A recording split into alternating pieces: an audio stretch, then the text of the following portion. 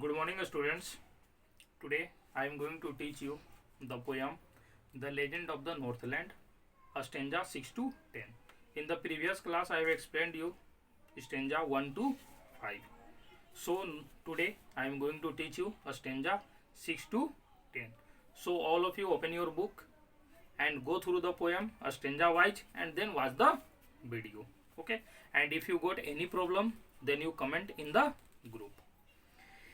And now, stanza 6. And being faint with fasting, for the day was almost done, he asked her from her store of cakes to give him a single one. Actually, this is the story of a Saint Peter and a little woman.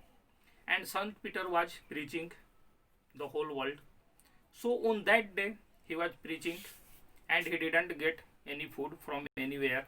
So he reached to a cottage and he saw that there was a little woman who was baking the cakes. So he told, and being faint with fasting, for the day was almost done, he asked her from her store of cakes to give him a single one. Actually, he had taken the food, so that's why he was being fainted. So he told that lady, "Oh woman, please give me a single piece of cake from your store." So she made a very little cake, but as it baking lay, she looked at it and thought it seemed too large to give away. Now, when the lady saw that Saint Peter was asking from her to give her a piece of cake, so that's why she decided to make a little cake. So take a piece of dough, very little, and she baked. But when she baked that little piece of dough, that become large. So she thought that no, this cake is also large, so I couldn't give the cake to him. Next stanza. Therefore she needed another and still a smaller one, but it looked when she turned it over as large as the first had done. No, so that's why she put the first one cake into her store drawer, and again she take a small bit of little dough and she kneaded that dough, and again she baked the cake, and when the cake was baked, again it looks large. So she again saw that that cake is also much bigger as the first one. Next, stanza 9. Then she took a tiny scrap of dough and rolled it flat and baked it thin as wafer, but she couldn't part with that.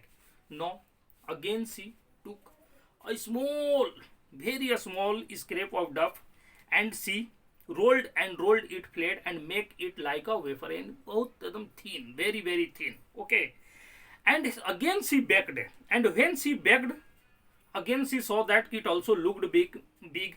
So she couldn't part it with, that means she couldn't want to give that piece of cake to the Saint Peter.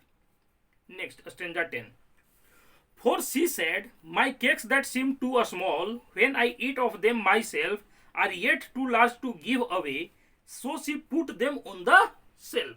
No, when she saw that all the cakes become big and she didn't want to give or share the cake with anyone, she thought that she will eat someday, sometimes. So she decided not to give to anyone or Saint Peter, and she put all the cakes into the shelf. Okay students, today we have discussed from stanza 6 to 10. Next class I will discuss the rest stanza from 11 to 16. Thank you. Have a nice day.